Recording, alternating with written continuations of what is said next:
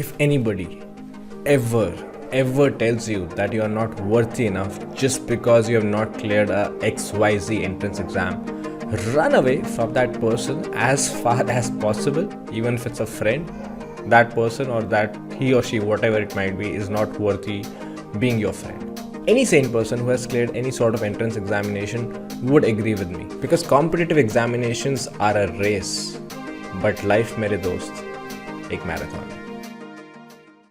Hey guys, a very good evening to all of you. So in today's video, me and Yogi from the very popular channel Chemistry Untold, I'm sure all of you have heard about it, are going to talk about certain very important topics. Now generally I don't request this in my videos, but if you like the content of the video, do let us know in the comment section, because we are eager to see the response of this video, and based on the response we are going to make it a weekly affair, or even make it more frequent to have discussions on these topics which are generally not discussed, or the opinions on these topics are not very readily shared on public platforms. So in case you do like this video, do let us know in the comment section. It would really motivate us, and maybe in the future we might end up bringing in more educators and talk about topics which generally people refrain from talking about. So anyway, without further delay, let's start with the video. So guys, we have A. Shetty sir. Let's invite him, and we are going to have a talk, quite a small discussion on what is the effect of competitive exams on the academics. जो हम academics में पढ़ते हैं, उस पे competitive exams का क्या असर होता है? So let's invite. Yeah, hi Yogi, hi. Hello Shetty sir, कैसे हो आप? मैं बढ़िया हूँ यार, how are you? Ears वगैरह सब काट लिए? हाँ यार, अभी बस थोड़ा 2-3 दिन पहले ही कराया है, तो काफी अच्छा लग रहा है. चलो थैंक्स. आप जो स्टूडेंट्स हमें देख रहे हैं सर, काफी आपको जानते हैं, और मैं आपके साथ एक पर्सनल एक्सपीरियंस शेयर करना चाहता हूँ. आई थिंक सो मेरे पास वो चीज़ होनी चाहिए. मैं सुबह पहले ढूंढ रहा था, जब आपका मैसेज मेरे पास आया. I would like to show you something. किसी ने मुझसे पूछा था, जब आपने यूट्यूब चैनल शुरू किया तो क्या दिमाग में था? तो I would like to show you, if you remember something. Fischer carbene and Schrock carbene, okay. अगर आपको याद है, ये आपने बोर्ड पे कुछ ऐसे ही लिखा था. हाँ राइट, वीडियो बनाई थी मैंने फिशर एंड शॉक कार्बिन्स पे. तो ये नोट्स मैंने Fischer carbene and right. Yes exactly. You were the first YouTuber जिसको मैंने मेरी लाइफ में फर्स्ट टाइम देखा था sir. When I was in Hyderabad, मैंने कभी यूट्यूब, कभी मोबाइल यूज़ नहीं किया था. तो जब मैं 2017 में हैदराबाद गया था पढ़ने के लिए, तो वहाँ मुझे यूट्यूब का सहारा लेना पड़ा. तो फर्स्ट टाइम जब मैंने देखा था, तो मैंने आपको देखा था, जब आपके पास वो बोर्ड हुआ करता था, ब्लैक बोर्ड, जिसपे आप वाइट चौक से लिखा करते थे. एंड वो पुराने वीडियोस थे, एनालिसिस, आपके एनालिसिस, जो आप एनालिसिस करते थे कि इस बार नेट का कट ऑफ क्या होगा या क्या हो सकता है, कहाँ से आएगा. आई स्टिल रिमेंबर, आपने एक बार क्वांटम के वीडियोस भी बनाए थे, और वीडियो बनाते बनाते आपका कुछ शूटिंग करने में प्रॉब्लम हो गई थी, तो आपने दोबारा रीशूट करके उस वीडियो को अपलोड किया था, राइट? तो मैंने आपको बहुत फॉलो किया था पहले से, तो you can consider even I am your student. मेरा एक आपसे एक ऐसा क्वेश्चन है सेठी सर, की जैसे अभी बहुत सारे स्टूडेंट इंडिया में जो है वो CSIR नेट के लिए प्रिपेयर करते हैं, जैसे है ना. और हमारे इंडिया में अल्टीमेटली एक जो लास्ट एग्जाम हमारे पास बचता है, वो CSIR नेट और गेट बचता है. What do you actually think कि इतने स्टूडेंट, जो क्रेज है, एक क्राउड है. मैं खुद पर्सनली पिछले 2-3 साल के यूट्यूब करियर में मैंने देखा है, आप एक वीडियो में अगर नेट और गेट डाल दो तो व्यूज बहुत ज्यादा बढ़ जाती हैं. वहीं पे IIT जैम डालो तो व्यूज बहुत कम आती है, क्योंकि ऑडियंस बड़ी लिमिटेड है, बहुत लिमिटेड ऑडियंस है. तो ये जिस हिसाब से स्टूडेंट्स एग्जाम देते हैं और जितनी वैकेंसीज क्रिएट होती हैं, क्या वो कहीं मैच करता है? और इतना स्टूडेंट जो टाइम अपना डेडिकेट कर देता, 6 महीना कुछ. अभी मेरे को रिसेंटली एक बात हो रही थी टीचर से, वो 2 साल से तैयारी कर रही है बेचारी, उसका नेट क्वालिफाई नहीं हो रहा है. शी हैज लेफ्ट एवरीथिंग, और वो नेट के प्रिपरेशन में लगी हुई है. डू यू थिंक ये वर्थ है कि नेट या गेट के लिए इतना टाइम स्पेंड करना या इतना देना, या इसके अलावा हमें तब तक कुछ और करना चाहिए? Not at all. मैं वही आई वाज सजेस्टिंग कि ये एक बहुत बड़ा रीज़न था डिस्कस करने का, कि आप एक टाइमलाइन डिसाइड कर लो कि आई विल प्रिपेयर आफ्टर, मतलब अगर मास्टर्स मेरी का कंप्लीट हो जाती है 6 मंथ्स में दूंगा फॉर दीज एग्जाम्स. 6 मंथ्स के विद इन अगर ये हो जाता है तो वेल एंड गुड, नहीं होता है तो I shall start preparing for something else, start finding an alternative, and साथ साथ में keep preparing for the other, मतलब साथ साथ में keep preparing if you really want to clear NET और GATE. But at that point of time 6 months you can do dedicated preparation. उसके बाद अगर नहीं बनता है तो छोड़ दो, मतलब छोड़ दो in a sense, then you don't give your dedicated time to it, then start pursuing alternative career. और साथ साथ में if you want, if you're still dedicated और passionate, तो prepare करते रहो. Basically something of do that. You think CSIR net या gate के प्रिपरेशन के लिए 6 months are enough?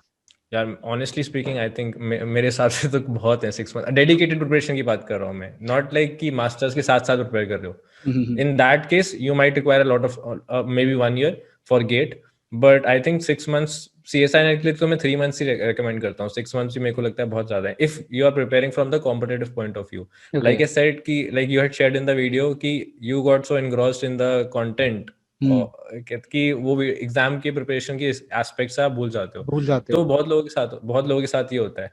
And in fact ये एक बहुत बड़ी प्रॉब्लम भी है कि मैं क्यों नहीं रिकमेंड करा 6 मंथ से ज़्यादा, बिकॉज अगर आप डेडिकेटेडली 6 मंथ से कॉम्पिटेटिव एग्जाम के प्रिपेयर करते हो ना, तो आपकी क्रिएटिविटी खत्म हो जाती है। ओके। फिर आप हमेशा हर चीज़ को आप एग्जाम के पॉइंट ऑफ व्यू से देखते हो कि अच्छा ये क्वेश्चन इंपॉर्टेंट है या नहीं है। आपकी क्यूरियोसिटी खत्म हो जाती है, you are not able to think, okay. कि आपकी इमेजिनेटिव पार्ट खत्म हो जाती है, because you are just thinking अच्छा इसका क्वेश्चन बन सकता है नहीं बन सकता। यू आर नॉट एनालाइजिंग कि वो जो स्ट्रैटेजी है या वो जो टॉपिक है उसका यूटिलिटी क्या है। मतलब basically you start losing your curiosity. हमारी वो हैबिट हो जाती है कि हम हर कंटेंट को ये देखते हैं कि इससे एग्जाम रिलेटेड क्या है, इससे एग्जाम में कितना है, और फिर हम स्किप करके पढ़ना शुरू कर देते हैं। So what do you what do you exactly. Think? अभी जैसे मैं रिसेंटली बता रहा हूँ, मैं शेयर कर रहा हूँ, हम सबको पता है कि जैसे अभी गेट में बच्चे इतनी मेहनत करते हैं, इतना कंपटीशन है, इतना कंपटीशन है। AIR 60-70 लाने के बाद भी अगर को आपको पब्लिक सेक्टर यूनिट्स नहीं मिलता है, तब और क्या करना चाहिए? मतलब इतना एफर्ट, इतना क्रेज क्यों बना रखा है इस चीज का? फिर जब एक तो वैकेंसीज इतनी सी निकलती हैं, उसमें भी 60 लाने के बाद भी अगर आपको सीट नहीं मिल रही है, ONGC नहीं मिलता है, या आपको जो ज्यादा ज्यादा जो वेटेज होती है वो इलेक्ट्रिकल या इलेक्ट्रॉनिक या इंजीनियरिंग सेक्टर को ज्यादा होती है, प्योर साइंस वो है ही नहीं। तो वाई डोंट एग्जैक्टली। तो प्रिपरेशन जो स्टूडेंट्स इतने कर रहे हैं, आप उनको क्या सजेस्ट करोगे along with NET and gate?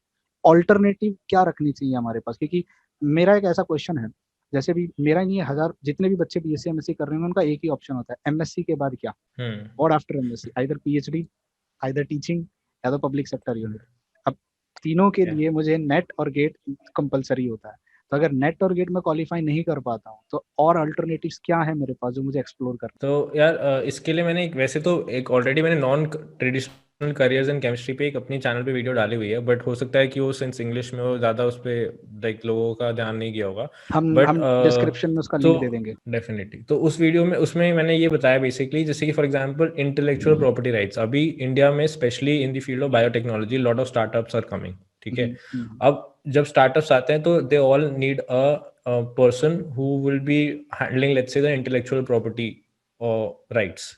Okay. जितने भी पेटेंट्स फाइल करते हैं, एक पेटेंट राइटिंग होती है, that is a totally different separate field. तो you can always go into these field, क्योंकि जैसे जैसे स्टार्टअप्स आएंगे इंटेलेक्चुअल प्रॉपर्टी राइट्स, उसके लिए क्या करना होता है आपको 1 year का डिप्लोमा कोर्स होता है in intellectual property rights. You can do that and you can start working as as a IPR consultant for a particular startup. जैसे ओके। ये ऑल्टरनेटिव करियर्स हो गए, these are not related to chemistry. एक होता है application scientist, which is की जैसे कि अगर किसी कंपनी ने एक सॉफ्टवेयर डेवलप किया which is related to chemistry, any software let's say ChemDraw जैसे हम यूज करते हैं फॉर ड्राइंग केमिकल स्ट्रक्चर्स, ऐसे बहुत सारे सॉफ्टवेयर होते हैं, एडवांस बेसिक बहुत सारे सॉफ्टवेयर होते हैं। So how do you communicate it to a university और to someone who is in charge in a university कि ये software you should be you should take this software, ये एडवांटेज है software के लिए। तो वो चीज़ भी एक केमिस्ट्री कर सकता है, a chemist who has a flare for communication. Okay. तो उसको उस पर्टिकुलर पोस्ट को कहते हैं application scientist, okay.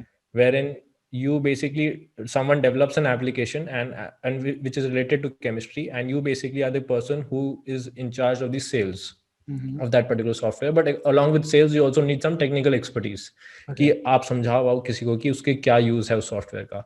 So that is called an application scientist. So you'll see a lot of vacancies for application scientist. जैसे वो third होता है मेडिकल लाइन में जैसे होते हैं, वो मेडिसिन जाके डॉक्टर्स को समझाते हैं कि कंपनी की या मेडिकल या MR राइट, MR हाँ कैसे होता MR एग्जैक्टली। बट ये थोड़ा उससे एक सिंस यार MSc तो MR बोलना सही नहीं रहेगा, बट हाँ समवॉट लाइक है? ओके। दैट। सो है इसमें इंडिया में वैकेंसीज हैं, पोस्ट हैं इसमें इंडिया में? हाँ एप्लीकेशन साइंटिस्ट की काफ़ी, इनफैक्ट अभी एक कंपनी है हैदराबाद की, मैं अभी कल ही लिस्टिंग देख रहा था एक्सेलरा करके, तो उनका एक कॉम्पिटिशनल उनको एक कॉम्पिटिशनल केमिस्ट की ज़रूरत है who okay. Can do this. They have a software for data science जिसमें केमिकल स्ट्रक्चर्स हैं। तो ये ओके। एक पर्टिकुलर प्रोसीजर आज आजकल काफी पॉपुलर है to screen molecules against a particular protein. तो यहाँ पे जैसे एक्सेलरा जैसी कंपनी है, उनके पास लाइब्रेरीज होती हैं, वर्चुअल लाइब्रेरीज, जहाँ पे मॉलिक्यूल्स के सारे स्ट्रक्चर्स अवेलेबल होते हैं। So okay that somebody who wants to screen let's say 100 million molecules, वो उनसे वो लाइब्रेरी परचेज कर सकता है और स्क्रीन कर सकता है मॉलिक्यूल। सेशन विद IITs, चलो जे, चलो ठीक है, जो भी मैंने कभी जिंदगी में खुद का IIT JEE का एग्जाम नहीं दिया। मैंने बिट्स का दिया था बिकॉज मेरे को एक स्टूडेंट, मतलब मेरे को तो इंटरेस्ट था बेसिक साइंसेज में, लेकिन मेरे एक फ्रेंड ने मुझे ऐसे बोल दिया था कि तेरे से इंजीनियरिंग नहीं हो पाएगी, इसलिए तू दे नहीं रहा एग्जाम्स। तो उस टाइम क्या था, बिट्स, सिर्फ बिट्स का एग्जाम होना, लास्ट एग्जाम होता है, तो बाई चांस उसका फॉर्म था, मैंने कहा मैं भरूंगा, मैं क्लियर भी करूंगा, लेकिन मेरे को जाना नहीं इंजीनियरिंग, तेरे को तो बस उसको शो करने के लिए मैंने बिट्स का एग्जाम दिया था, engineering exam, and I qualified that, but मैंने इंजीनियरिंग ज्वाइन नहीं की। फिर मैं जब बैचलर्स में आया, मुझे पता चला दैट आधे से ज्यादा बच्चे जो हैं IIT JEE वाले हैं, जो या नीट वाले हैं, IIT JEE वाले हैं, जो वेल BSc में आ चुके हैं। आ चुके ठीक हैं, है, परफेक्ट। तो एज इट इज टीचर्स का भी यार मेरे को लगता है कि आधा ज्यादा मोटिवेशन खत्म हो जाता है जब उनको पता चलता है कि ये तो इंटरेस्टेड ही नहीं है, वहाँ पीछे नहीं, बैठ के बुक IIT JEE की प्रिपरेशन कर रहे हैं। So as a teacher also I think you will also agree, if you are teaching someone और वहाँ पे 50% बच्चे पीछे जाके अपना ही कुछ पढ़े जा रहे हैं, तो as a student you also, as a teacher you also get demotivated कि यार इनको पढ़ाने का क्या फायदा है, ये तो इंटरेस्टेड ही नहीं है। और ये ऑब्सेशन आता है बिकॉज 15 लाख की ऑडियंस है सर, 15 लाख की ऑडियंस है जो IIT JEE और नीट के लिए अप्लाई करती है। तो ग्रेजुएशन में जो चंक आता है, मैं हमेशा एक एग्जांपल देता हूँ, फनल होती है, फनल के नीचे बॉटम में जो अपर लेवल फनल का है, उसमें सारे बच्चे होते हैं, और उसमें से सिलेक्टिव बच्चे होते हैं जो प्योर साइंस तक पहुंच पाते हैं, और वो भी डिसइंटरेस्टेड आते हैं। This obsession is killing students, trust me, it is killing students. DU VHU जितने भी कॉम्पिटिटिव एग्जाम्स का आप नाम ले लो, ये क्या कर रहा है पता है, अंदर का जो एक क्यूरियोसिटी नेचर होता है, बुक रीडिंग कोई नहीं करता सर, ट्रस्ट मी, मुझे ऐसे ऐसे मैसेजेस आते हैं ना, ऐसे 5 चैप्टर बता दो जिससे IIT एग्जाम क्वालिफाई हो। अच्छा, ऐसे चैप्टर बता दो जिसके MCQ पक्का आएंगे सर, हैंड रिटन नोट्स पर प्रोवाइड कर दो। तो मैं उनको बोलता, अरे पूरी शर्मा पठानी आया है, पूरी शर्मा कालिया है, हुई है, JD ली है, दुनिया भर की बुक्स आप पढ़ो ना। नहीं सर, आपके हैंड रिटन नोट्स दे दो, आपके हैंड रिटन नोट्स में से हम पढ़ेंगे और हम IIT क्वालिफाई हो जाएंगे। This selective study is because एक ऑब्सेशन है माइंड में कि मुझे कंटेंट से लेना देना नहीं है, मुझे किसी तरीके से IIT पहुंच जाना है बस, and then they suffer it IIT। ये ऑब्सेशन क्रिएट। अब सर मुझे, मैं आपसे पूछूं, अगर इस ऑब्सेशन का रीजन क्या है तो? ऑब्सेशन का, यार आई एम नॉट श्योर, मेरे को पता नहीं। आई थिंक एक तो मेरे को लगता है कि you, this is because the society itself, because अगर आप IIT में हो तो the society perceives you as a genius, okay, and it doesn't matter कि तुम इंजीनियरिंग से IIT में आए हो, MBA कर रहे हो IIT में, फैशन डिजाइनिंग कर रहे हो IIT में, या मास्टर्स कर रहे हो, उससे कोई फर्क नहीं पड़ता, बता। बस IIT का नाम होना चाहिए कि IIT में है ये। फैमिली भी एक तरह से वही प्रोजेक्ट करती है जो सोसाइटी प्रोजेक्ट करी है, कि IIT में जाओगे तो तुम बहुत ही ज्यादा एक लायक इंसान बनोगे, अगर IIT में नहीं गए तो भाई तुम्हारा तो कुछ खास नहीं है, हाँ ठीक है एवरेज बच्चे हो तुम, कुछ खास है नहीं। तो I think it's because of the society, मेरे को तो ये मेजर रीजन लगता है। सो आपसे एक फ्रैंक ओपिनियन चाहूंगा sir, does it matter to be an IITian और नॉट? यार मैं तो नहीं हूँ, तो मैं तो पहले से भी बोलता हूँ कि मेरे को तो कोई ज़रूरत नहीं लगी कभी ऐसे IIT एग्जाम क्रैक करने की या कुछ करने की। इनफैक्ट बहुत बच्चे हैं जो मास्टर्स एक एक साल ड्रॉप कर रहे हैं और बोल रहे हैं कि हम IIT के लिए प्रिपेयर करेंगे, एक साल वेस्ट कर रहे हैं। तो मैं तो ये कहूँगा कि अगर मैं उनकी जगह रख के ये बोलना चाहता हूँ दैट अगर मैं मास्टर्स में फर्स्ट ईयर में होता और अगर मेरा IIT बॉम्बे भी क्रैक हो जाता लेट्स से, तो भी मैं नहीं जाता एक साल वेस्ट करके। मेरे को नहीं लगता कि ऐसा कुछ वहाँ पे खास हो जाता है आपके साथ कि मतलब आपका लेवल ही चेंज हो जाएगा। I think if you are confident about your abilities, तो आप चाहे IIT में हो, NIT में हो, सेंट्रल यूनिवर्सिटी में हो, स्टेट यूनिवर्सिटी में हो, कहीं भी हो, you will do well irrespective of. हाँ, ये definitely I will make it a point, एक एज मिलता है बिकॉज वहाँ पे जो प्रोफेसर आते हैं, स्पेसिफिकली अगर मैं मास्टर्स की बात करूँ, मुझे IIT इंजीनियरिंग का इतना ज़्यादा आइडिया नहीं है, बट अगर मैं मास्टर्स की बात करूँ तो अगर आप मास्टर्स IIT से करते हो तो ऑफकोर्स वहाँ पे जो एलिजिबिलिटी क्राइटेरिया है to become a professor in IIT, you need to be 4 to 5 years of post doctoral experience, and वो जो पोस्ट डॉक एक्सपीरियंस होता है वो अब्रॉड से होता है, तो ऑफकोर्स आपके बहुत कोलैबोरेशंस बन जाते हैं बाहर। तो if you do your masters from there, अगर आपको किसी भी एक प्रोफेसर का अच्छा रिकमेंडेशन मिल जाता है तो आपको PhD बाहर बहुत इजीली मिल जाती है। That is one advantage of IITs। Apart from that, वहाँ पे क्योंकि engineering mainly it's a technological institute, engineering institute है, तो वहाँ पे प्लेसमेंट्स बहुत आसानी से मिल जाती हैं because lot of big companies come. छोटे छोटे एडवांटेजेस हैं, बट ऐसा तो है नहीं कि सिर्फ IIT वाले ही PhD करते हैं बाहर। इनफैक्ट अगर मैं बोलूँ तो आजकल तो आइसर्स हम्म। अगर आपको, मेरे को तो समझ नहीं आता, आईसर्स से आपको ज्यादा ऑब्सेशन होना चाहिए rather than IITs if you are J into basic J N C sciences. S R, I I C JNC Bangalore, से यार, IIC बेंगलोर। एग्जैक्टली। मेरे को एक स्टूडेंट ने मेरे से एक क्वेश्चन पूछा कि मैं आईआईसी बैंगलोर ज्वाइन करूँ या आईआईटी बॉम्बे। ही मैं बताऊंगा नहीं, but he was one of the all India rankers one okay. In IIT जाम। हाँ, ओ। तो इन इन लास्ट 4 years एक ऑल इंडिया रैंक वन था, तो उसने मुझे पूछा था कि कौन सा ज्वाइन करना है। हम्म। तो मैंने कहा था कि IISc Bangalore is better for research. Hmm. तो कहता सर लेकिन वो कुछ जानता ही नहीं आईआईसी बैंगलोर के बारे में। ये होता है, ये होता है सर। तो you imagine that first ranker also chose IIT Bombay just because कि आईआईसी बैंगलोर को कोई जानता नहीं है। अभी मुझे बहुत सारे स्टूडेंट्स ऐसे बोलते हैं, सर BHU मिला है, JNCSR मिला है, क्या सिलेक्ट करें? तो आप बोलते हैं रैंकिंग बताओ किसकी ज्यादा है, तो रैंकिंग उनको लगता है जो number one IIT Mumbai number one rank है, ठीक है, इंडिया में अगर टॉप इंस्टीट्यूट में, तो उनको लगता है कि मास्टर्स भी अगर हम वहां से कर लेंगे तो बहुत opportunity, but they don't realize कि टेक्निकल इंस्टीट्यूट्स अलग होते हैं और रिसर्च इंस्टीट्यूट्स अलग होते हैं। जैसे अलग होते हैं। IISc बैंगलोर है, JNCSR है, they are purely dedicated to research, they purely research institute. ये स्टूडेंट्स रियलाइज नहीं हम्म। कर पाते and they end up wasting their 1 year 2 year. कुछ कुछ स्टूडेंट्स तो सर सीरियसली बता रहा हूँ, 1 साल का गैप लेते हैं, अच्छा रैंक नहीं आया, एक और साल का गैप लेते हैं, एंड देन दो दो तीन तीन साल हम्म। गैप करते हैं, फ्रस्ट्रेट हो जाते हैं, एंड उनको सेंट्रल यूनिवर्सिटीज मिल रही होती हैं, वो नहीं लेंगे। NITs मिलती हैं, नहीं लेंगे, उनको चाहिए सिर्फ IITs। They want only IITs, hmm. And this obsession is seriously killing students. वही मैं कह रहा हूँ कि ठीक है, मैं मान लिया एडवांटेज है, no hmm. Doubt about it, of hmm. Course advantage होगा। 60 साल पुराना इंस्टीट्यूट है, 70 साल पुराना इंस्टीट्यूट है, ऑफ कोर्स एडवांटेज होंगे। आई सर अभी 8-9 साल ही हुए हैं, hmm. And if you compare कि 8-9 years में they have achieved so much. Hmm. If you compare it, उन्होंने ऑलमोस्ट नेचर इंडेक्स जो रिसर्च रैंकिंग होती है उसमें हम्म। बहुत अच्छा किया आईसर्स ने। Hmm. So IISERs are doing really well. IISc तो नंबर वन रिसर्च इंस्टीट्यूट है ही इंडिया का। Hmm. So there are a lot of alternatives, and अभी हाँ डेफिनेटली आईआईटीज का एडवांटेज है, but it is hmm. A very small advantage. उसके लिए आपको लाइक 1 साल ड्रॉप करने की जरूरत नहीं है। Like you hmm. Don't have to be obsessed with IITs. Hmm. And ये एक मैसेज मैं देना चाहता हूँ। एंड लाइक अभी भी मेरे को पता है दैट मे बी एक आध दो तीन बच्चे ही शायद इस बात को समझें, but eventually everybody will agree later on that वो जो फेस था वो काफी ज्यादा like it was not required. ये तो जैम का ऑब्सेशन है, ये जो बाकी कॉम्पिटिटिव एग्जाम्स का ऑब्सेशन है, what do you think who is responsible for this obsession? अब ये ऑनलाइन भी चल रहा है और ऑफलाइन भी बहुत तगड़ा ऑब्सेशन चल रहा है इसका। यार आई थिंक मेरा क्वेश्चन आंसर सेम ही रहेगा जो आईआईटी जेई के लिए रहा था, कि हम्म। वही सेम चीज है। मतलब students could not get over the fact, मतलब वो जो आईआईटी जेई में नहीं कर पाए तो चलो आईआईटी जैम ही सही, बस आईआईटी में जाने का मौका मिल जाए। I hmm. Think it is the same thing कि सोसाइटी उनको रिस्पेक्ट ज्यादा देती है जो आईआईटी से हैं। मतलब हम्म। एक virtual status type status symbol है आईआईटी में जाना। तो सेम चीज़ है। आई थिंक आईआईटी का टैग के लिए ही करते हैं, मेरे को नहीं लगता कोई और रीज़न है। किसी को पता है कि क्या एडवांटेजेस हैं आईआईटी में। I don't think anybody who goes into an IIT, मतलब बहुत कम लोग होंगे जिनको कोई आइडिया भी होगा कि क्या बेनिफिट है आईआईटी में जाने का, कोई बेनिफिट है या नहीं है। आई डोंट थिंक अगर अगर आपको if you are aware of institutes like JNCSR and IISc Bangalore and Tata Institute of Fundamental Research, hmm. and then you make make a informed decision कि हाँ मुझे आईआईटी जाना है because of so and so reason, then I understand. But अगर आपको उन 4-5 institute के बारे में पता ही नहीं है hmm. And you are just obsessed about IITs, then I will say कि वो लोग तो मिस इन्फॉर्म्ड हैं, that just going for the tag, और कोई हम्म। रीज़न नहीं है आईआईटी ज्वाइन करने का।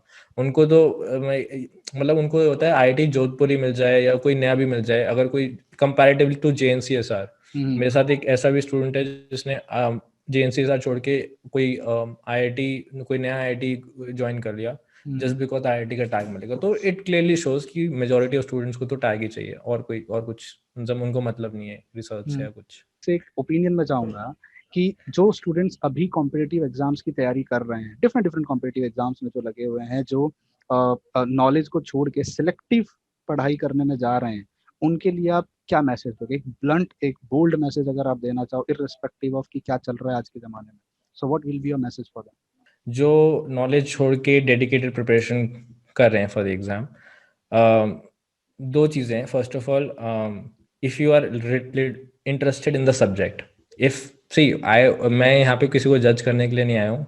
किसी की फाइनेंशियल कंडीशंस खराब होंगी या कोई भी रीज़न होगा जिसकी वजह से they want a job and they are preparing for any exam just to somehow get the job and get their family out of their financial burden, या जो भी रीज़न होगा। ठीक है।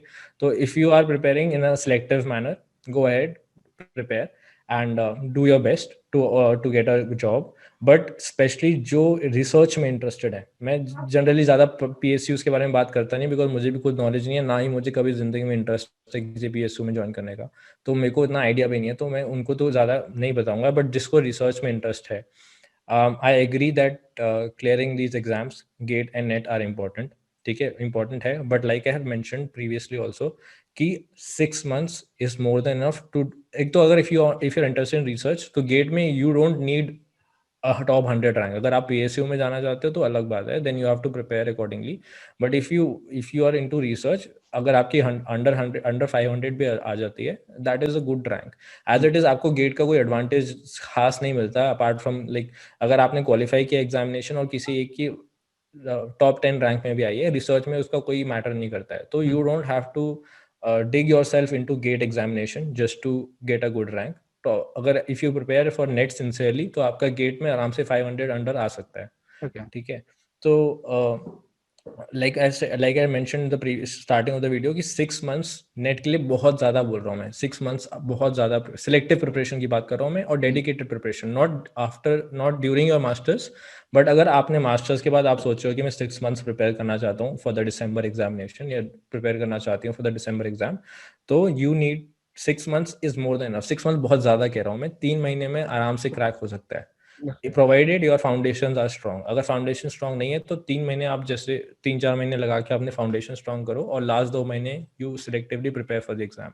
Okay. Like I tell you what happens if you don't, if you, अगर आपने 6 months से ज़्यादा लगा दिए for this exam, like 6 months में आपका नहीं हुआ, and now it has become a obsession. आप लोग 2-2 साल प्रिपेयर करके एग्जाम क्रैक करते हैं, बट मैंने जनरली देखा है वो लोग 2-2 साल बाद एग्जाम क्रैक करते हैं और मतलब दिमाग से थोड़ा सा स्टेबल भी रहते हैं, जो लोग साथ साथ में कुछ और कर रहे होते हैं। लाइक फॉर एग्जांपल किसी ने B.Ed की साथ में स्टार्ट कर दिया कि ठीक है, they start looking for alternative sources. Alternative that sources. Means आप ऑब्सेशन से हट रहे हो, आपका ऑब्सेशन ये, तो आई थिंक ये Perfect. बहुत इंपॉर्टेंट है। 6 months आप दो, 6 months में अगर आपका, अगर मैं ये कहना चाहता हूँ कि अगर मान लो कट ऑफ से 5-10 मार्क्स रह जाते हैं, अगर आपके फर्स्ट अटेम्प्ट में या सेकंड अटेम्प्ट में, then maybe you can give it one more try, because then you're very close to cracking the Cracking examination, the exam. then एक try शायद बनता है। but otherwise you should start looking for alternative careers 6 months dedicated preparation के बाद।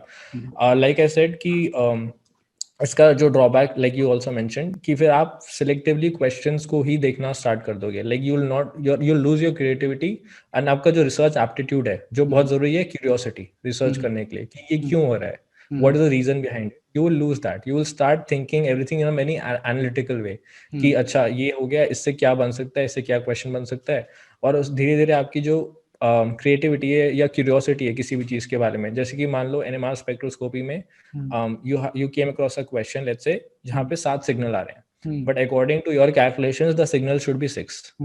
तो जब आप selective preparation कर रहे होते हो, क्या होता है, अच्छा 7 आ रहे हैं, ठीक है, ये कुछ हो रहा होगा, यू डोंट फाइंड आउट कि You क्या हो won't रहा find. है, कि Perfect. कुछ हो रहा होगा, 7 सिग्नल आ रहे हैं, ठीक है, मैं याद कर लेता हूँ, अगर ऐसा स्ट्रक्चर आएगा और ऐसा ऐसा मॉलिक्यूल होगा तो 7 सिग्नल आने हैं, Perfect. ठीक है। Perfect. This is what usually people so do. Exactly तो वो आप धीरे धीरे ये चीज, मैं तो अभी हम दोनों हंस रहे हैं इस बात पे, पर ये क्या होता है, अगर आप बहुत टाइम करो ना, 1 साल करते रहो, तो ये आदत बढ़ आदत जाती है। आदत बन जाती है. फिर anything that is unusual, you don't try to find out the reason behind it, you You just think अच्छा होता होगा, वो होता होगा, होता बाय होगा। हार्ट कर लेते हो आप उसको, बाय हार्ट कर लेते, यू एक्सेप्ट इट. वो एक्सेप्ट। वो जो आजकल गूगल है, फिर भी हम उसको सर्च नहीं करेंगे, हम बोलते हैं हाँ ठीक है, कुछ एनोमलस बिहेवियर होगा, कि केमिस्ट्री में तो एनोमलस बिहेवियर हर जगह होता है. You just try to mug it up, और फिर उसी को लेके आप रिप्रोड्यूस करने की कोशिश करते एग्जैक्टली। हो. लाइक मैं अगर दो अभी रिसेंटली, मतलब ये बहुत कॉमन चीज़ें हैं बट मैं शेयर करना चाहता हूँ फिर भी, एक्सीडेंटल डिस्कवरीज जो हम बोलते हैं हम्म. रिसर्च में होती हैं, हम्म. वो एक्सीडेंटल डिस्कवरीज होती हैं, बट कोई ये रियलाइज नहीं करता कि वो ऑब्जर्वेशन से होती हैं। मैं मजाक हम्म. नहीं कर रहा, आपके बैचलर्स के लैब में भी जब आप केमिकल्स वॉश सिंक में थ्रो करते हो ना, वहाँ पे भी ऐसी ऐसी चीज़ें होती हैं कभी कभी। आई एम श्योर कि in your experience also you might have observed कि अचानक से कुछ एक्सप्लोड हो गया, या अचानक से हो गया, कलर चेंज हो गया, कलर चेंज हो गया. And exactly, but nobody observe, उसको सिंक में फेंक देते हैं, पता नहीं क्या हो गया, यार इसको थ्रो कर दो। तो hmm. Maybe you have actually discovered something brilliant, but hmm. Since you did not observe it, तुमने उसको सिंक में फेंक दिया, तो वो डिस्कवरी वहीं पे रह गई। But these people, like for example Alexander Fleming की बात करूँ मैं, who had discovered penicillin, so he went out on a vacation, he was trying to work on antibiotics, but he went out on a vacation, came back and found कि वो जो strains थे bacteria के वो reduce हो चुके हैं, उनके आसपास fungi grow कर रही है. तो then he tried to find out कि like he was not like अच्छा कुछ हो रहा होगा फेंक दिया. अगर वो भी ऐसे करते तो he would not never have been able to find penicillin. Similarly अगर माइक्रोवेव की बात करूँ तो he was also the person who was working on microwave. I've forgotten his name. I think uh, Spencer, I think Percy Spencer was the engineer who was developing he was working with microwaves, and by chance उनकी pocket में chocolate थी, so he observed कि वो chocolate पिघल रही है. Okay. So from there he tried to find out कि वो chocolate क्यों पिघल रही है, like in presence of microwave, and that's how the microwave oven was discovered. So observation and curiosity is a very important skill to do research, and अगर आप ज़्यादा prepare करोगे competitive exams के लिए तो you will lose that qualities. Perfect. अभी जो atom की सबसे बड़ी डिस्कवरी है जिसके बारे में पूरी केमिस्ट्री चलती है, electron, cathode ray experiment, X ray discovery, ये सब एक्सीडेंटल डिस्कवरीज थे. Yes, तो ये हो गए थे.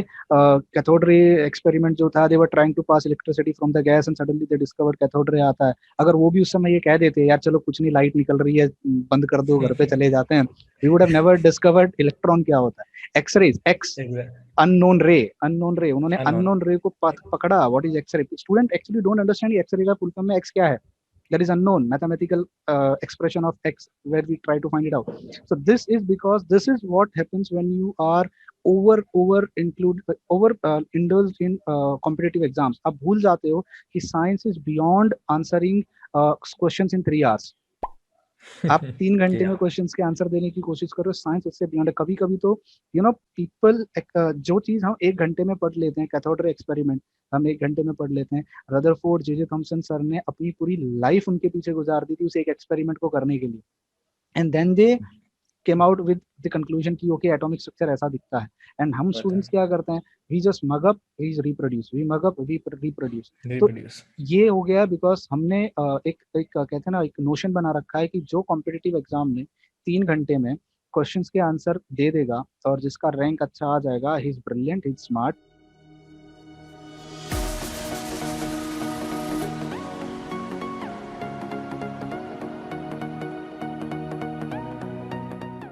I'm teaching live on the Unacademy platform in the CSIR UGC NET category, where I'm taking both the free classes as well as the paid courses. So if you want to get access to the free classes, all you have to do is download the Unacademy app, and when joining the CSIR UGC NET category, you have to use the unlock code, that is SETHI. This is absolutely free of cost and you will get access to all my classes. While if you want to take the paid subscription or the plus subscription, there is a subscription fee for that, and if you want some discount on the subscription fee, you can use the referral code SETHI. This will give you 10% discount. On top of that, you will also get access to my WhatsApp group, where I frequently post a lot of updates related to exams and other things. In addition, with the plus subscription, what all benefits you are going to get? Well, you can watch all my sessions. Apart from that, you can watch other sessions that are available from other educators in the CSIR UGC NET category. You will also get a frequent mock test for the examination for your practice, and some doubt solving sessions as well. So if you're interested in joining the plus platform, you can definitely check out the free classes first and then take a decision to take the plus classes.